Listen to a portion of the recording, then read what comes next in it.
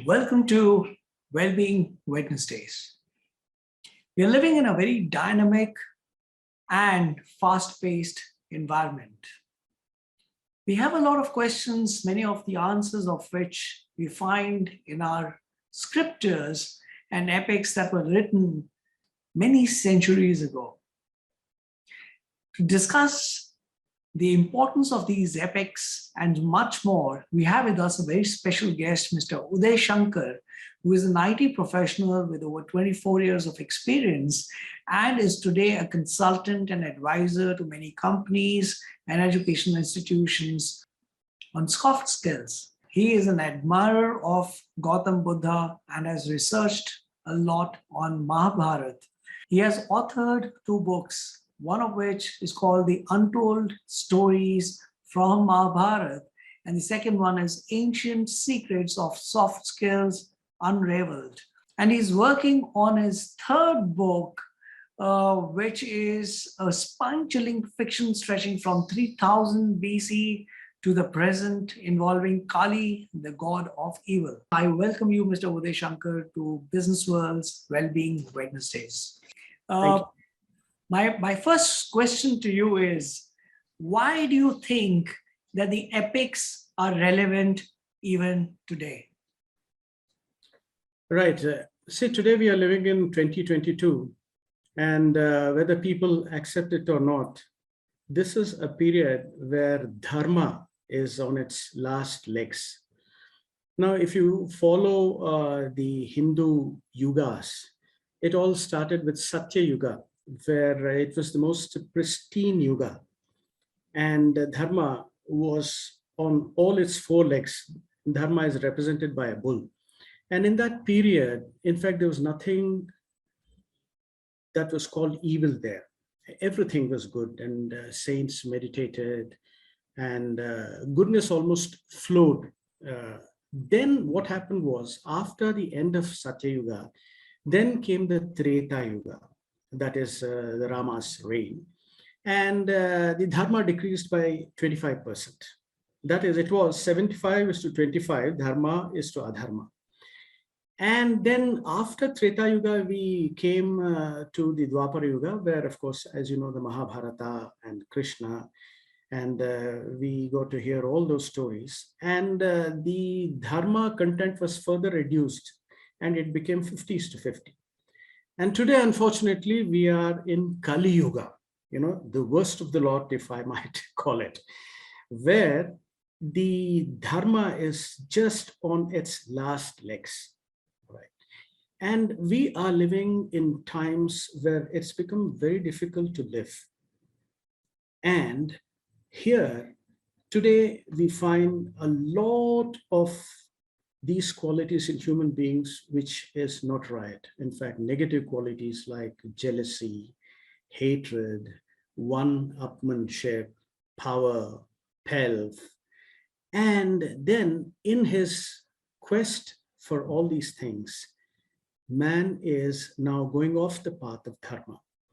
And precisely at this moment, we need to fall back on these epics like Mahabharata and Ramayana, which tell you that dharma, or the path of righteousness, is the only path which is going to take you places. And if you do not follow dharma, then I think the results will not be encouraging. So that is one of the reasons why we need to follow these epics and take the best out of them. I tend to agree with you, Uday Shankarji. But, I know that there are a lot of these lessons that we have from the epics like Mahabharata, Ramayana, and various other epics that we know of. What are some of the lessons for us in the difficult times as we live in? I mean, and I'm, consciously using this word difficult times because these are not as simple living as we have seen in the past. Right. And also the COVID is complicated matters.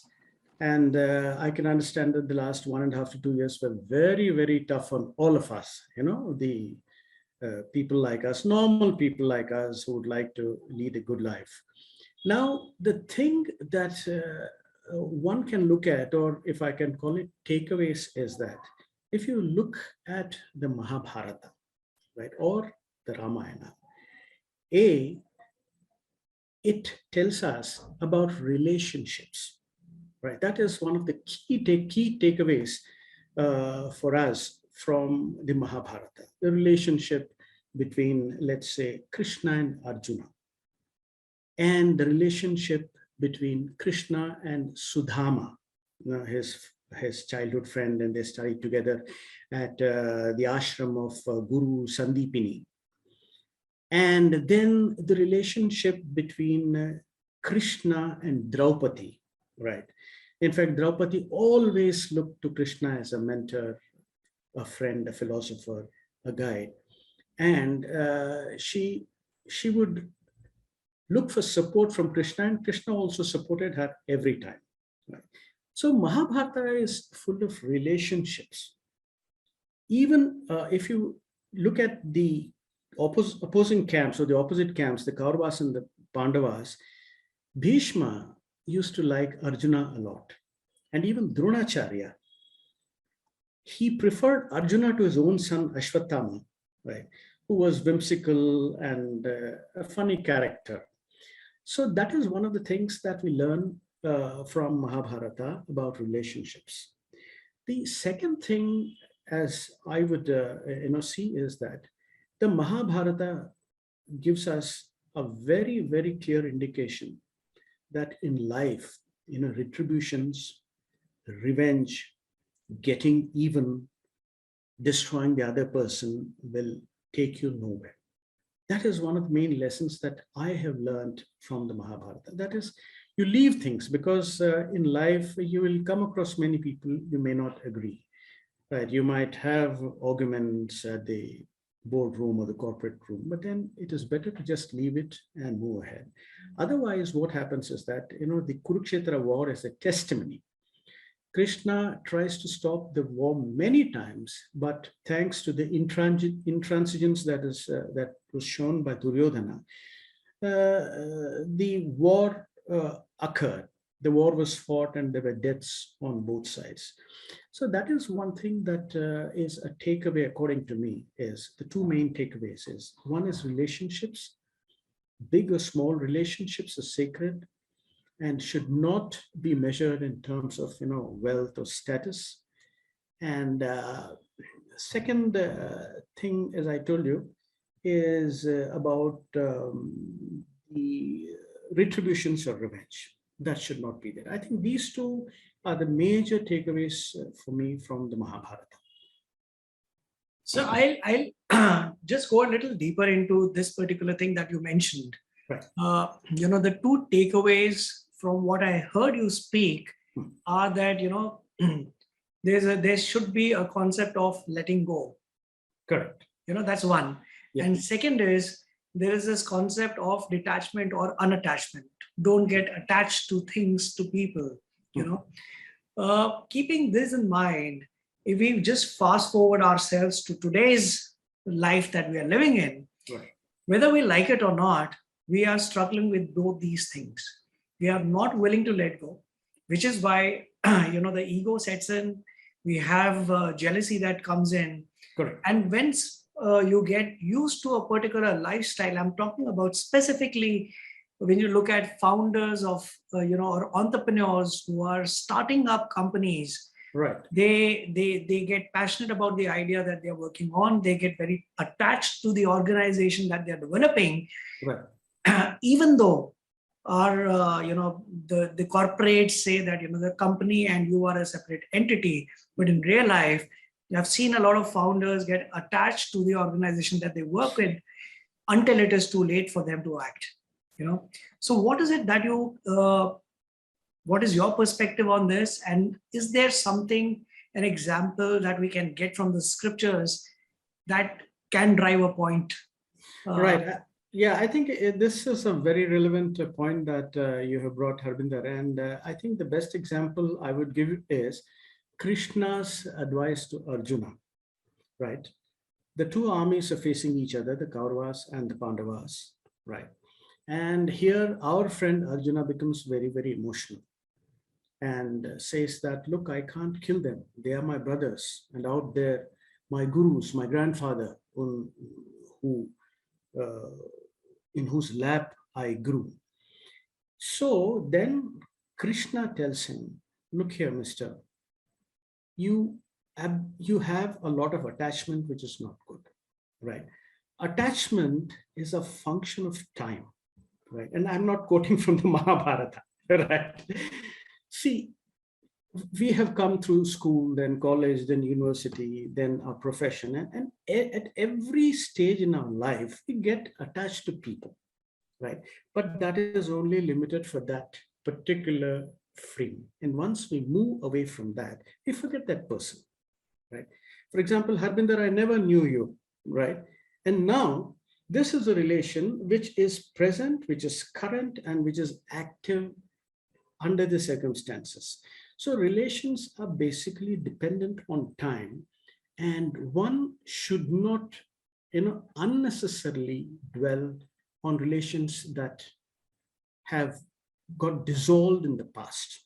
Right? You live for this particular moment.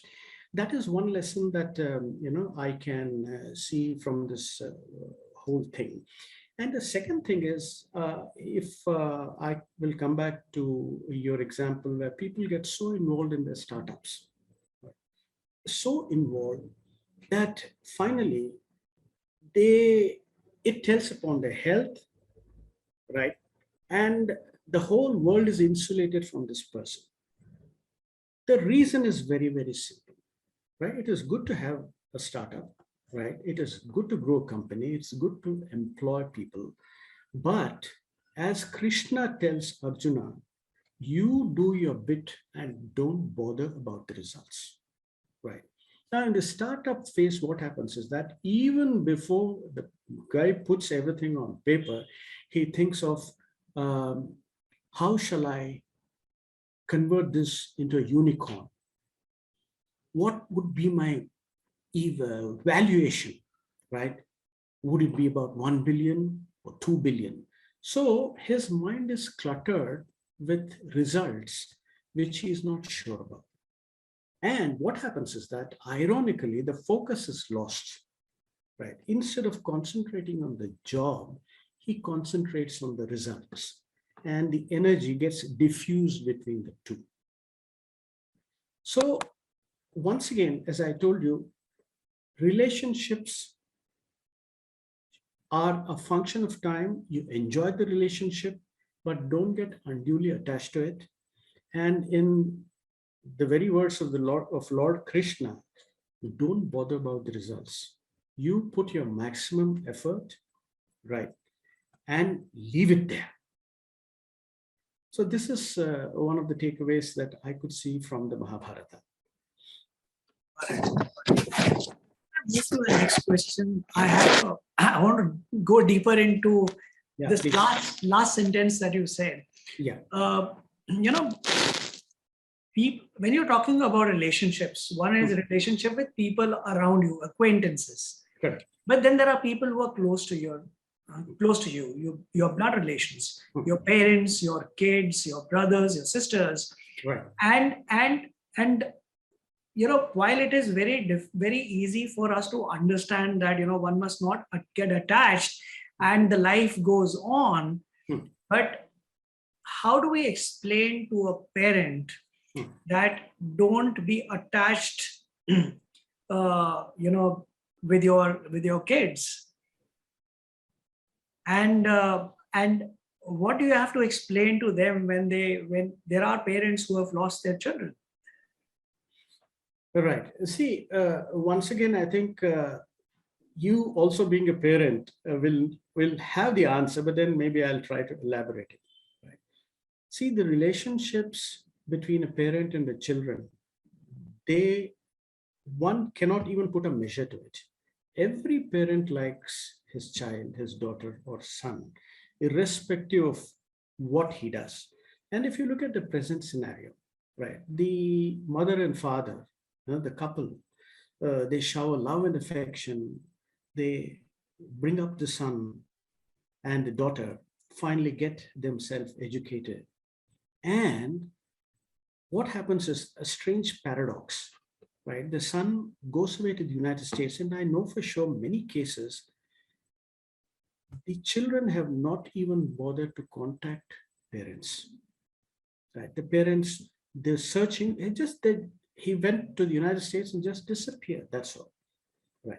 So while it is good to bring up children and give them the necessary resources to get themselves educated, somewhere I think the parents should also draw a line. Because let's take another case, Harbinder, right? Now let's take the case of people or children who do not go to the United States. They are here. And you'll be surprised that in this particular generation, and I have also been to an old age home and I know what's going on in this country, that even at the age of 60 or 65, young couple, they are independent and they do not like to be with the parents. And I mean, this is a shocking story. In fact, there was this case of a mother who was close to 75 years, and she was in an old age home, and she had 5 sons. And mind you, all 5 sons were very well placed in business. One was in business, another was a professor. I mean, each more educated than the other. But the sad fact is that when the lady passed away, the son phones to the authorities and says, please give the body to the municipal authorities, let them take it away. Right. So under the backdrop of these cases, and Harbinder, you might find it very extreme, but this is the truth. This is what's happening, and very few people know about it. So under the circumstances, and times are changing here, I think those filial bonds that we had, and even now, in fact, my mother is 93 years old, and she stays with me. I look after her, right? You can't expect this in the present generation. So to answer your question, it is good for the parents also, to accept the truth that, look, after some time, these people will fly away or go away, and we have to be on our own. And the solution for the old couple is that they have to discover other ways of deriving happiness, rather than looking at a source which is not yielding at all. So this, what I thought would be the best solution for the parents who have become old. Got it. Got it. So, Uday Shankar ji, I mean, you mentioned about health when we were talking of founders. Right. And, I know centuries ago, the lifestyle itself was healthy. But was there consciousness in the minds of people that put an emphasis on health in those days? Okay. I think this is a question you would be most interested in, Harbinder, because you represent business world, an entity which deals with health and wellness. Okay, now let me take you back to those days, the Vedic days, where even the gods attached a lot of importance to health. And there was this person whose name was Dhanvantri, right? Dhanvantri was the divine physician attached to the gods. And if you recall the Samudra Manthan, right, where the mountain was churned, this gentleman, Dhanvantri, was the man who brought the vessel of Amrit. He came out, and then, of course, he gave it to Vishnu, and then you know what happened. There was this Asuras and Suras, and then Vishnu disguised himself as a beautiful lady, right? And then served it to the Devas. Coming back to the point, health is something, it is embedded in Hinduism. Even if you want to separate it, you can't separate it. And I'll give you not one, but many examples. A, rishis and yogis, especially in the Satya Yuga and the Treta Yuga, they always believed in meditating and meditating for years and years. In those yugas, their ages ran into thousands of years.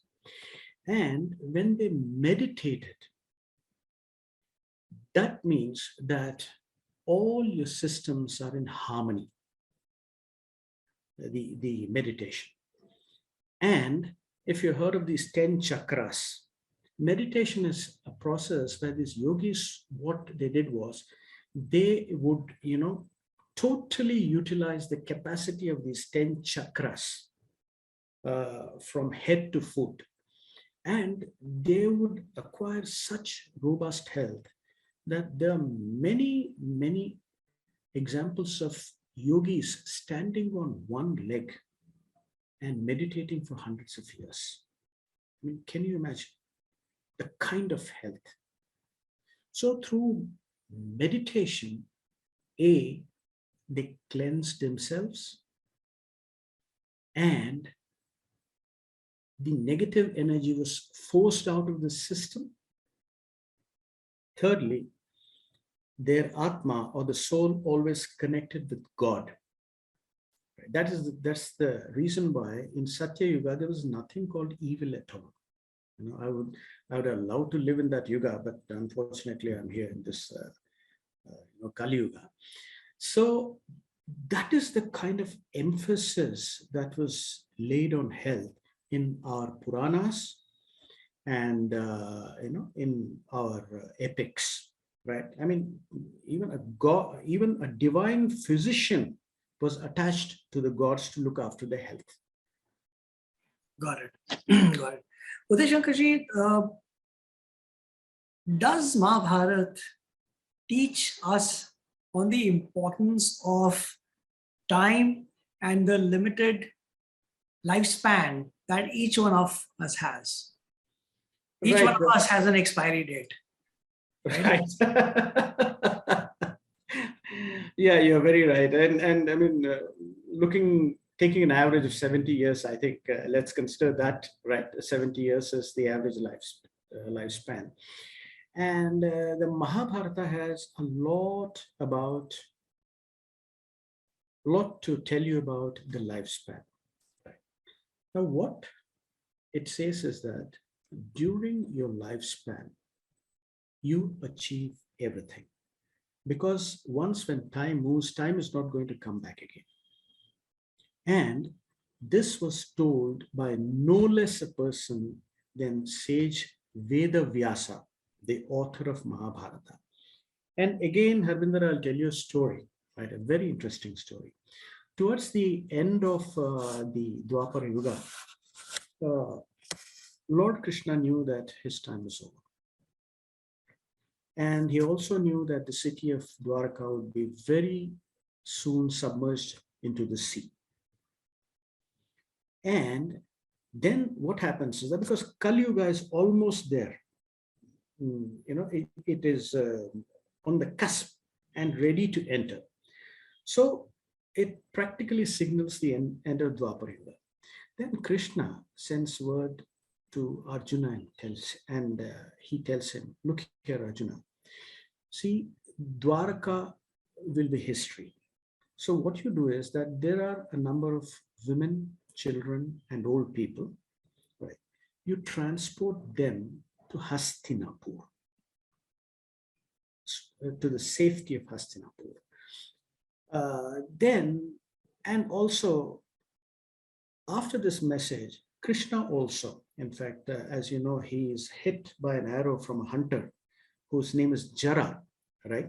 And then Krishna also leaves his soul and goes away. So that leaves Arjuna with that unfinished task of bringing the entire people. Then Arjuna, the hero of Mahabharata, who had vanquished many, many stalwarts like Bhishma and Karna, he comes with all these people. And the caravan, is going through the forest. And as he's going through the forest, Arjuna and his caravan is attacked by some, nondescript bandits, ordinary dacoits. Then Arjuna, he tries to lift his bow, which is Gandhiva, but he's unable to lift it. And meanwhile, those gangsters, those bandits, they start taking away women and wealth, but he's not able to do anything. Then Arjuna closes his eyes and summons the divine astras. Surprisingly, none of them materialize. He calls for all the astras. But since he's a Kshatriya, he fights them, right, to the best of his ability. And finally, he reaches Hastinapur with the caravan, with whatever he could save, he reaches Hastinapur. And then he's surprised. He asks himself, I am such a hero. I could stop these ordinary dacoits, nondescript guys. And he goes to Vedavyasa. And here's the most interesting thing, Harbinder. Vedavyasa tells Arjuna, Arjuna, don't be surprised. Because, yes, you could not lift your Gandhiva. And when you summoned those Divyastra, Brahmastra, and so many astras, they did not appear. Do you know why? Because your time is over. Their time is over. Yes, they were active during the Kurukshetra and the Mahabharata war, but now they're just not there. And they have gone back to where they belong. And as far as you're concerned, the best thing for you is to find your way to the heavens, because your time is up. So taking a leaf out of it, Harbinder, is that we have to do the best in our times. Because as years progress, your body is not going to cooperate with you, nor will your mind. As you age, both of them become weak. So the great message from Vedavyasa to Arjuna is, and extrapolated and of course understood from our point of view, is that we have a finite time called 70 years. Do everything. Every day is precious. Work hard, right? And show results. Enjoy yourself, because once the time goes, even if you put the same amount of energy, there is no output for you. So this is the interesting anecdote I thought I would share. It's a very, very powerful thought that when the time goes, Right. even if you put in your hard work, Correct. you may not get the desired results because the time is over. Right. Very powerful, very powerful. Uday Shankarji, let's move on to the little bit of the corporate side and corporate lifestyle. Right. There are a lot of people who have done research, they're very passionate about their work. And then we also come across people who are very smart, but they lack complete knowledge, and they say that half knowledge is dangerous. Correct. Is there any mention on this from our scriptures? Right. I'll tell you straight from the Mahabharata. In fact, because this Mahabharata seems to have an answer for almost every question that we have, we normal human beings. It is always good to have complete knowledge of the subject. Not only half knowledge, right? You should have 100% knowledge, not even 99.99%. Because if I can give you an example, a doctor, a surgeon, he has to ensure that the surgery and the operation is successful 100%. He can't say I have done 99.99%, right? I'll give you two examples from the Mahabharata. One is about Ashwathama. Okay. Now, Ashwathama is Dronacharya's son. Now, this fellow is a whimsical character, a funny character, in fact. And he is extremely, immature-ish, to tell you the truth. And he thinks no end of himself. So what happens is that when Dronacharya teaches Ashwathama and Arjuna, right, he has a soft corner for Arjuna in spite of Ashwathama being his own son. And when he teaches the art of calling the Brahmastra, right? Arjuna learns how to invoke the Brahmastra and call it back also. Whereas this man, because of his ego and maybe because of his impetuous nature, he doesn't learn that. He only knows how to call the Brahmastra, right? Invoke the Brahmastra and release it. And he does not learn the mantra of calling it back. And this exactly is the situation where towards the end of Mahabharata, when everything is over, the war, Pandavas have won. And Ashwatthama, what he does is that, the man, he's a very revengeful personality, Ashwatthama, very revengeful. And he says that, look here, I am going to finish off the last trace of the Pandavas. Okay.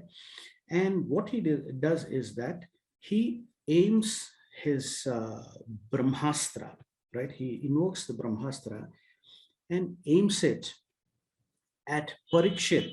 And of course, then Arjuna and Krishna come onto the scene, and then they say, what have you done? And then Vedavyasa appears and says that, look here, Ashwatthama, you're a fool that you release such a big astra, which is capable of annihilating the whole world. Now recall it. Right. Then he says, I don't know how to recall that. Then Krishna, right, steps in and he saves Parikshit, or else Parikshit would have been gone, right? And then he aims the astra elsewhere, right? He helps Ashwatthama to see that the Brahmastra which he has released goes somewhere else. So you see, he had half knowledge. And another case of half knowledge is Abhimanyu.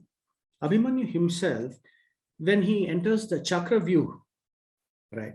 Abhimanyu knew how to get into the Chakravyuh, but he didn't know how to get out of the Chakravyuh because he had half knowledge.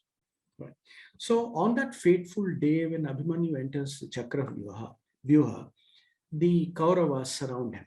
And there's one man who stops the Pandavas from helping Abhimanyu, and his name is Jayadratha. Right. He has the blessings of Lord Shiva, and nobody can stop Jayadratha on that day. Unfortunately, Abhimanyu goes inside and he's trapped. And he's gruesomely murdered by the Kauravas, an act of injustice, of course. But this episode tells us that half knowledge is dangerous. Right? You acquire complete knowledge. You start a factory, right? Or, you have a startup. You have a blueprint from A to Z. Don't come to W or X and stop there, because the final stages are very, very important. See, in the case of Abhimanyu, he knew how to get in, but he could not get out and he could not save his life. So knowledge is something, and that is why even for knowledge, a person like Krishna, the incarnation of Lord Vishnu, sat at the feet of Guru Sandipani and learned. So that is the kind of emphasis that Mahabharata has on knowledge, and just not knowledge, but complete knowledge. So, Udashi, when people have knowledge, they start their business, they become successful, they make a lot of money, they build large teams, and they get a lot of visibility in the industry. And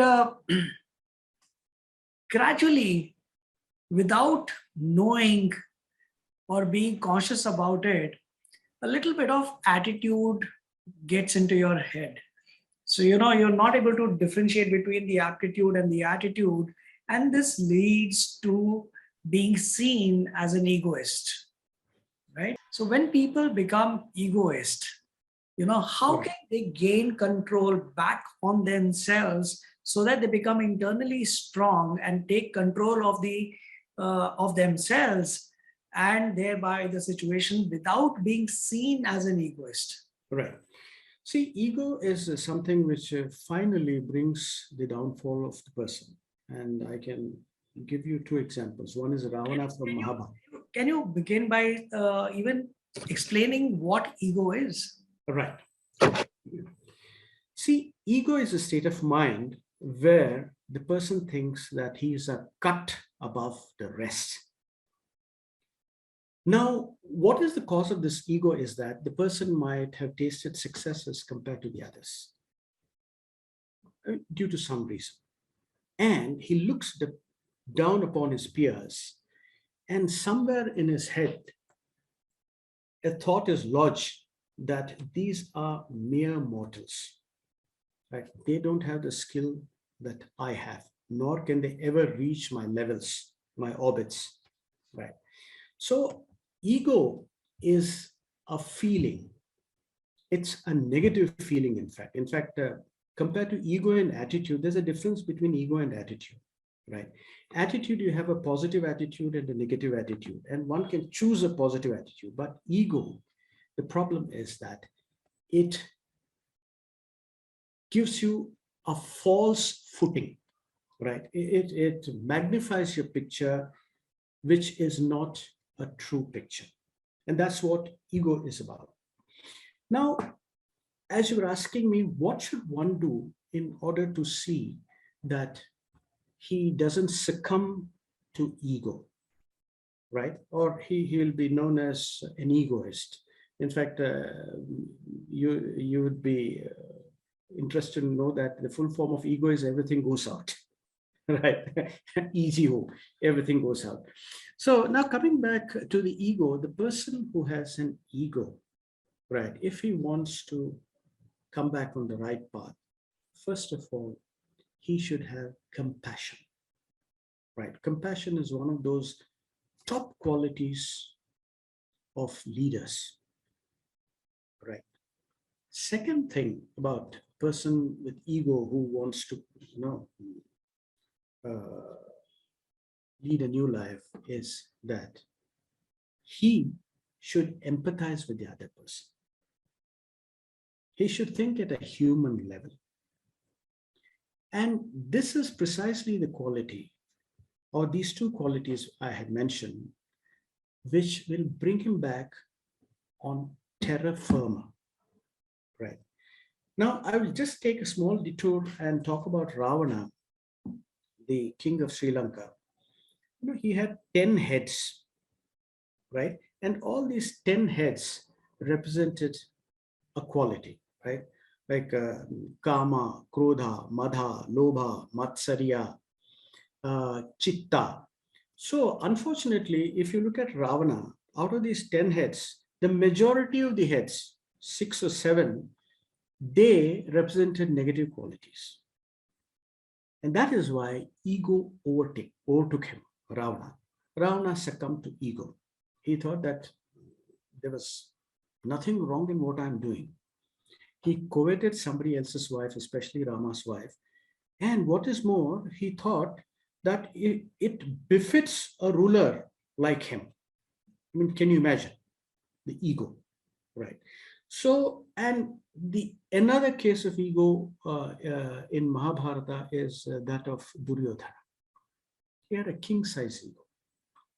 And because of this ego, he started hating the Pandavas for no reason at all. Tell me one reason why the Kauravas should have hated Pandavas. Why? Pandavas didn't do anything, right? And finally, when Krishna comes and asks them 5 villages, even he says, no, I'm not going to give you an inch of land. So the problem with ego is that it starts consuming you without your own knowledge.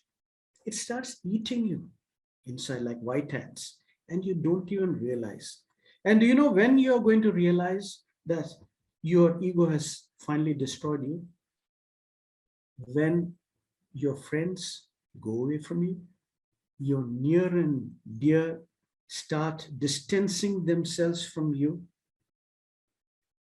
and you start achieving lesser and lesser day by day.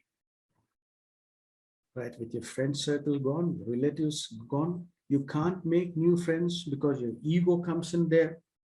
And whenever you try to make a new friend, you evaluate him. Is he having a BMW? Or does he stay in Malabar Hills? I mean, is he the joint managing director or chairman? See, this is the problem with ego. And the panacea or the medicine for ego is be a human first, right? And empathize with the other person. Put yourself in his uh, seat for a moment, right? I mean, the person you're shaking hands may be a farmer or a laborer. So what? He's doing his profession and you're in your profession. So this is what ego does. And I think the quicker one gets rid of ego, the better it would be for him. Got it. Got it. Udayji, you use the word compassion and empathy twice while giving your last answer. Uh, what are some of the qualities that leaders of today must have, which we can derive as an example from the scriptures? And we've seen it work over the last centuries. Right. You see, there are so many leaders, especially across the political spectrum. And I would, at the very outset, tell you that I do not hold a brief for any political party. But yes, I admire many leaders, right? And let's now get into the realm of leadership and explore the qualities behind them, right? And unhesitatingly, I would talk about Lal Bahadur Shastri, right? He is my icon, my inspiration. And the man, when he passed away, and this is a post that I have written in the LinkedIn also, he had a loan of, I think, around 7,000 rupees, which he had used to purchase a Fiat car. And after his death, his wife repaid the loan. This is the kind of leadership that we look for. He was a person who did not own anything. He worked for his country.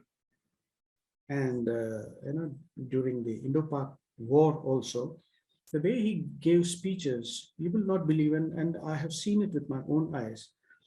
Even women would donate their Mangal Sutra to the National Defense Fund, right? So I could recall the services of Sri Lal Bahadur Shastri, who had the courage to resign when there was a train accident, who did not own any property. And in the same league, the lesser known gentleman Gulzari Lal Nanda also, he was an interim prime minister. And finally, when he was very old, he was just staying in a one-room apartment, and the landlord threw him out. And of course, the press came to know about it, and then later on, they, carried a story, and the landlord came and apologized. So leadership basically has the following traits. A, they don't want anything for themselves, not riches, not wealth. They are here to serve the nation, the country, and nothing else. So Lal Bahadur Shastri, Gulzari Lal Nanda, even Dr. Rajendra Prasad, all these people, and Sardar Vallabhbhai Patel, they had the interests of people in their heart. So if you ask me the quality that makes these people leaders, then it is their selflessness and the services to people and nation. This is what sets them apart from others. But what kind of leadership qualities would you associate with corporate leaders, where profit making and shareholders' interest is the key objective as a metric of success? Right. See, basically, when you look at corporate leadership is not all about top lines, bottom lines, and then soaring profits. A corporate leader is one who looks after his employees right down from the security guard to the top level managers. He has to care for them. He has to interact with them. Now, he can't isolate himself in an ivory tower and meet them or meet them once in a while. So, corporate leadership beyond finance is all about human relationships again, right? And there are so many, in fact, stories. I'll tell you an interesting story. It's a real life story which happened about 10 years ago. That there was this young CEO, and they were having a meeting. And then suddenly, a lady who's sitting opposite to him, she was an employee, and she got a call. And then suddenly, she went out, and she didn't come back for 5 minutes. The CEO knew that something was wrong. And then it was a pretty serious meeting. And he left the meeting and went to her, and she was crying because her father had suffered a heart attack. And he was in Hyderabad, and this lady was in Bombay. Now, this CEO, you know what he did, right? He called off the meeting, called his driver, sat with that lady, and he booked a ticket for her, right? And accompanied her to the airport, ensured that she boarded the flight.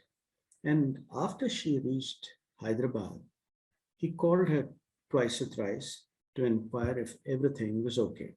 And providentially, her father recovered, and then she came back again.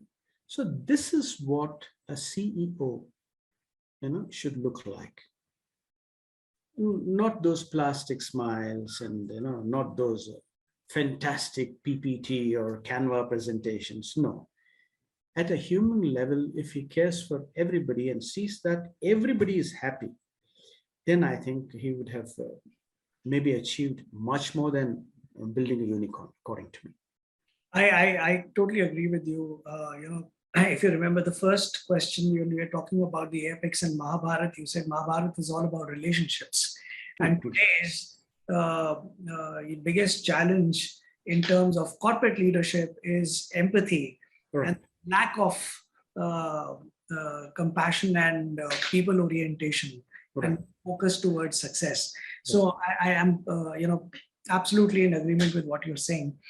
Since we're talking of corporates and the corporate work styles, is there a lesson on the alliances and strategies from the epics? Right. See, as far as alliances and strategies are concerned, one should give a very careful thought to it and should not rush into alliances. Now, here again, my favorite topic is Mahabharata.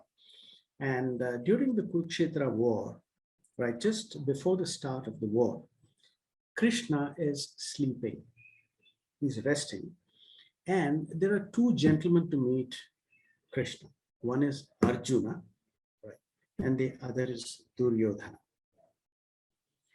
Now, Arjuna sits at the feet of Lord Krishna, and Duryodhana, because of his ego, which we had discussed a few minutes ago, he sits where Krishna is resting his head on a pillow.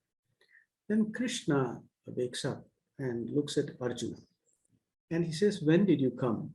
And then he said, "Krishna, I came just now." Then Duryodhana says that I am here, I came before him. Oh, I see. So please sit down. And then Krishna says, "What brings you gentlemen here?" Then Krishna says, he asks, what brings you gentlemen? Then Duryodhana, is the first to grab the opportunity and tells Krishna, "Look here, Krishna, we are about to go to war, right? I want a favor from you." Arjuna is just silent. He doesn't say anything. Then Krishna says, "What is it that you want?" "I want your army to fight on my behalf, right? You have to strike an alliance with me." Because in his limited thinking, Duryodhana thinks that the moment I get Krishna's army, which is known as the Narayani Sena, then I'll become powerful and then it'll be a washout for the Pandavas. However, Arjuna, when it comes to Arjuna, Krishna asks, what do you want, Arjuna? He has asked my army and I have given it to him. Then Arjuna says, oh Lord, I don't want anything. I just want you to be on our side. That's all. You don't even have to fight for us. Just be on our side. Now look at the alliance here. Now let's come to the alliance in Mahabharata, right? Arjuna knew that aligning with, a mega resource like Krishna, irrespective of whether he would give his army or not, was itself a sign of victory. And poor Duryodhana, he tries to form an alliance based on numbers, and he goes terribly wrong there, right? Even if you see Mahabharata, the Kaurava Sena was larger than the Pandavas. But what made all the difference is that Krishna was on their side. So similarly, now let's come to the alliance, mergers, acquisitions, and alliance. When you go for an alliance, you have to see through all these parameters. Company might be small. You might go for a smaller company with maybe a lesser financial base. But then by aligning with that, will you get the desired result? Or maybe, multiples of that is something that you need to evaluate. So as far as alliances are concerned, right, it is a folly that people go on numbers. Numbers really do not matter. What matters is resource, the strength of the resource, and the kind of value that the resource can bring to the table. And what better example than Krishna himself, who brought value to the Pandavas on the table, right? Having vanquished the Kaurava army, which was far superior with stalwarts like Bhishma, Drona, Ashwatthama, Kripacharya, you name it. And here there was only one Arjuna. So Arjuna played his cards very well, right? He was a specialist at alliances. Right. Very good. Udayji, I mean, when we look at pandemic, the world came to a halt, businesses were affected, right? Everything was at a standstill. Right. And while there were a lot of people complaining that their businesses had shut down, they were going in for losses, they had to let go of people. And you also had some people who said, what, they were tough times, but we figured out that there was an opportunity for us to change ourselves. There was an opportunity to diversify. There was an opportunity to do things differently. And we know that most of the senior consultants, life coaches are always saying this, that one must find opportunities and adversity, right? What is your take on this? And is there something that we can learn from the scriptures that can validate this? Right. See, first of all, I think he's a wise man who sees an opportunity in a threat, right? When faced with a threat, 99% people melt away. They say that, no, we can't. But there's one wise man who sees an opportunity in that, right? And he is the man who succeeds because he takes a lot of risks. See, when you're faced with adversity, you are coming face to face with a lot of risks, right? So a man who is risk averse who is averse to risks, or a man who doesn't bother about risks, grabs these opportunities. And maybe I'll make a small deviation. I'll tell you a story from Mahabharata also. I have not one, but many stories from this. But then let's go back to the story of Akbar and Birbal. right? Now, in this story, some of the courtiers of Akbar had an axe to grind with Birbal, and they told Akbar that, look here, this man has become a nuisance. You don't make him sit in the court.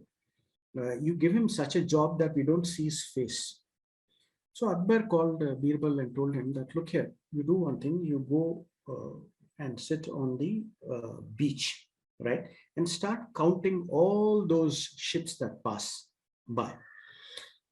So then Akbar said, fine. Birbal said, fine, right? And then next day, Birbal sat there. And the courtiers were very, very happy because, oh, we got rid of this nuisance. And now Birbal, what he did was that every ship that came, he flagged that ship and asked that captain or the ship owner to come to him and said, you have to pay me, so many gold coins. And the ship owner asked, why, sir? Why should I pay? Then he said, look here, I have been entrusted with the responsibility of counting the waves. And when your ships passed, I lost the count. Okay. So that is the excuse. I mean, that is the damages, right? Those are the damages that you need to pay me. So he started collecting huge amounts of money. Okay. And now this is about Akbar and Birbal. And of course, Akbar saw that it's better to have this fellow in the court rather than there, because he proved to be a greater nuisance there sitting on the seashore. And let's call him back. Now, let us talk about adversities in the Mahabharata. See, Arjuna wants to acquire divine weapons, right? Because Vyasa tells him that, look here, Arjuna, with these ordinary weapons, you cannot fight the Kauravas. You can't fight the Kauravas. They're too big, especially Bhishma, who has that boon of dying whenever he wanted. You can't vanquish him. So what happens is that Arjuna goes to Indralok, and there he meets his spiritual father, Indra. And then Indra, of course, gives him all those celestial weapons. And then Indra tells him, look here, son, you do one thing. You learn music and dancing since you've come here. And Arjuna is surprised. What is this, father? You're telling me I'm a warrior, I'm a Kshatriya. I know how to release a bow and arrow and kill my enemies. Why should I learn music and dancing? Then Indra says, you just learn this, okay? And this will come in handy when you're faced with a difficult situation. And then what happens is that after these 12 years, the Pandavas have to go incognito for 1 year. And the Kauravas are hunting, right? Now, while learning music and dance, this Urvashi, the Apsara, the heavenly danceress, falls in love with Arjuna and says, why don't you marry me? Then Arjuna says, no, I'm sorry, I'm a human being, right? I have a wife down there, Draupadi. I can't marry you. And so she curses and says that you will become a transgender, right? Half man, half woman. Because he rejects her offer, right? Then when Indra comes to know, he castigates Apsara and tells her, what have you done, right? And he says to Arjuna, don't worry, I'm going to dilute this curse. And this sort of a transgender personality, you use it, at a time when you're in difficulties. So what happens after 12 years, the Pandavas are forced into exile, right? That is called Agnyatavas, means they should move on incognito. And that is where the Pandavas move to King Virat, right? His kingdom is called the Matsya kingdom. And then there, he teaches Virat's daughter the niceties and nuances of music and dance, right? So it comes in handy. See that adversity, this man, he converts it, right, into a blessing, and it's a blessing in disguise, and converts it into an opportunity, right? And then that is how, then Arjuna, of course, after the Ajnatavas period is over, he sheds all his transgender attire and then defeats the Kauravas. He defeats them. He defeats everybody. He defeats Bhishma single-handed, right? So Arjuna, thanks to Indira and in a way thanks to that lady Urvashi, the heavenly danceress who was known for his beauty and no man ever, it seems, said no to her. This man utilizes that curse to go incognito, right? And come out of this 1 year of Ajnatavas. So he used a curse or a threat as an opportunity. So like that, there's so many stories in Mahabharata and Ramayana. In fact, we can go all day long. So, Udayji, I mean, you are a consultant and you work with a lot of leaders, business leaders, etc. Right. And there is this concept of mentoring. Right. And we've seen, at least I have seen, that a lot of successful business leaders or founders or promoters have had a mentor. Now, is this something that is very new in this age of business, or has it been there for many, many years and centuries? And uh, is there something that we can know from the scriptures, the importance of mentors and mentoring? Right. Now, before I answer your question, I think let's spend a minute on why mentoring is essential. Now, mentoring is basically a senior person or a very knowledgeable person who advises you just not on your skills or your official problems, but he becomes a guru to you. He also takes care of your personal problems. That is the definition of a mentor, right? In short, the Shishya, right, shares everything with the guru or the mentor. So the advantage of having a mentor is that many of these processes are shortened, because if you try to learn the same techniques and the processes, it takes a long time. The mentor, cuts that learning curve and sees that you learn very, very quickly. A guru is essential. That's why in Sanskrit they say Guru Brahma, Guru Vishnu, Guru Deva Maheshwara, Guru Sakshat Parabrahma, Tasmai Sri Guruvin Namaha. A guru is a mentor. If you go back to those days, Gurukul days, right? Guru was a mentor, and the Shishya, right, or the disciple would study at the feet of the Guru. Just not the Guru, he would also, consider the Guru Mata as the mother, right? And this mentoring in those days would go on for years and years in the Gurukul. And the Shishya would take care of the Guru, right? He would wash his clothes and he would help Guru Mata in the puja. So mentoring was always there in those Vedic periods. And let me come back again to the Mahabharata, where you see what a mentoring can do. Right. Now, it so happens that Dronacharya finds employment with the Kauravas. And Bhishma calls him and tells him, look here, these are all the boys. They are very raw, and you have to teach them, bowmanship and military art, the secrets of the military warfare. And then Dronacharya starts teaching everybody. But he somehow, takes a fancy to Arjuna. Now, it is not without reason that he likes Arjuna. He keeps on teaching the young boys, very, very young boys. One day, when Dronacharya, it's night, in fact, it's pitch dark in the night, and Dronacharya is sleeping, and he hears, some noise. And he ventures out of his ashram and sees that in the dead of the night, where one could hardly see anything, Arjuna is practicing with his bow and arrow. Then Drona asks Arjuna, why are you practicing in the dead of the night? And then Arjuna says, Guruji, see, everybody can practice during daytime, right? Everybody can hit the bullseye or the target.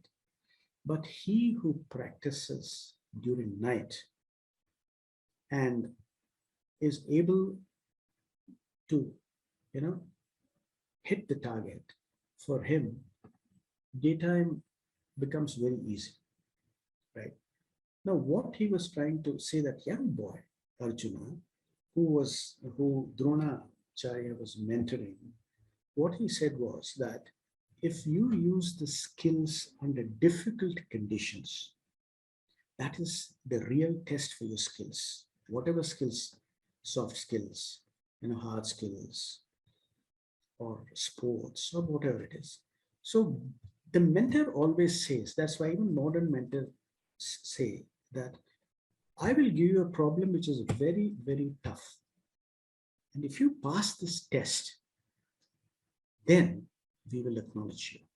And you'll certainly be a very famous man. So this is what mentoring is all about. And Dronacharya, from that time, he starts mentoring Arjuna, and he, takes great interest in Arjuna, even greater interest than his son Ashwatthama. And Dronacharya teaches Arjuna the art of not only invoking the astras, the divine weapons, but also recalling them.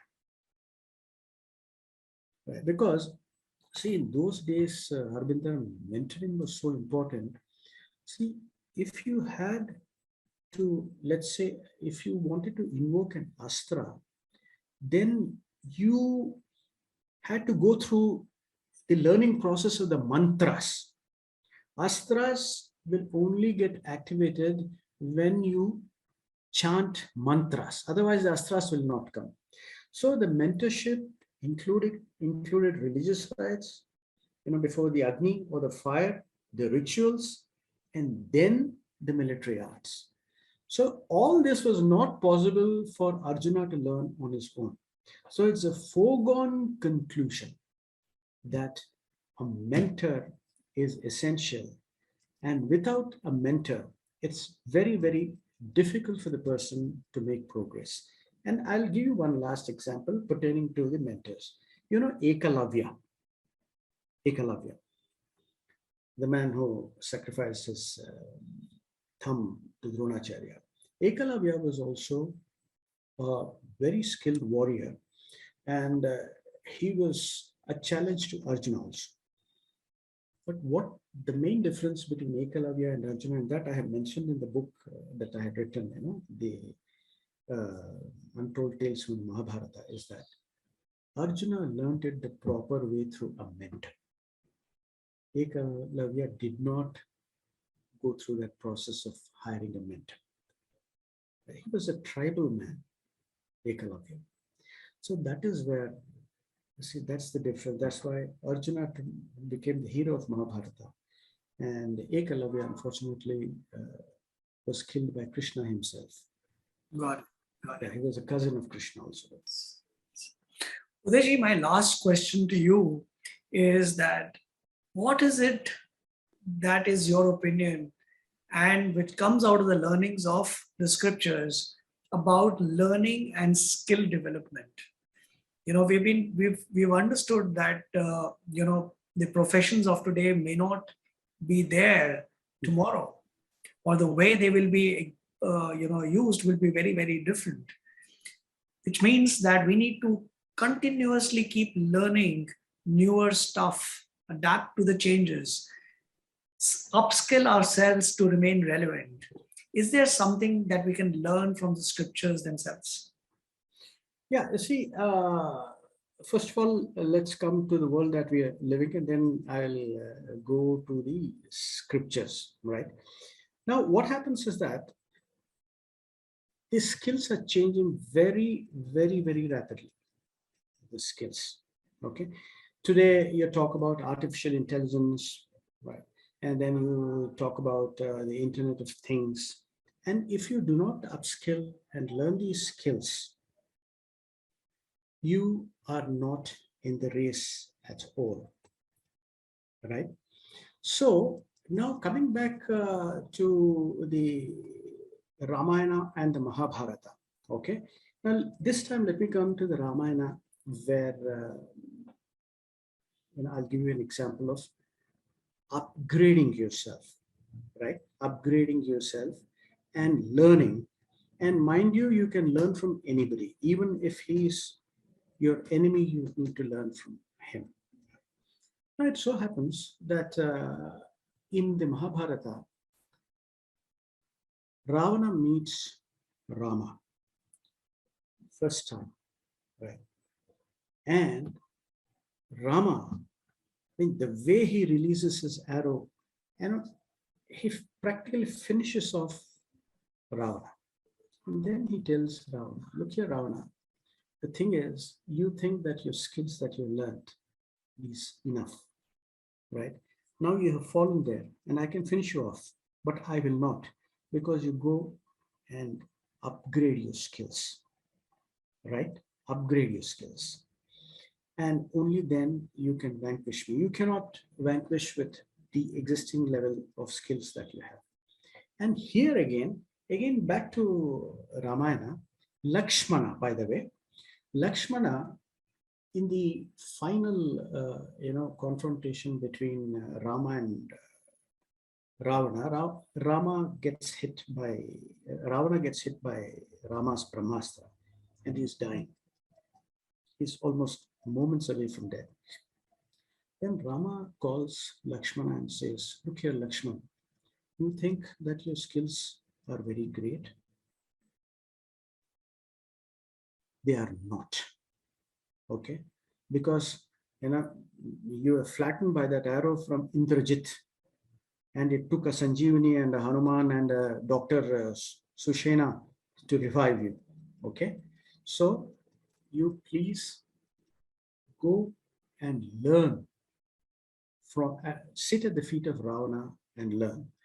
Lakshmana is very hesitant, and then Rama says that your skill level is, I repeat, not very high.